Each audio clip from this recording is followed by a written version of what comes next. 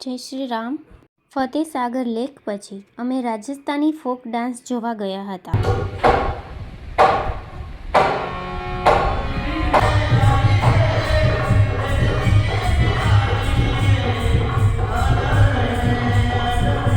इनके साथ आप फोटो खिंचवा सकते हैं, इनके साथ आप वीडियो बना सकते हैं।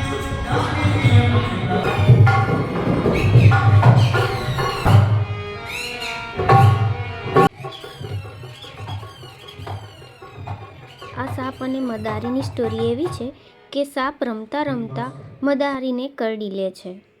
સાપ જ્યારે મદારીને બેભાન કે ઢળી પડેલો જુએ છે ત્યારે અહેસાસ થાય છે કે એકમાત્ર સાથીદાર જ હવે નથી રહ્યો.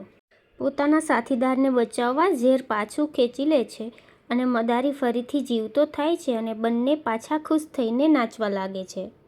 તમને પણ આ ડાન્સ પસંદ આવ્યો હોય તો લાઈક અને ફોલો કરી દેજો. આવજો.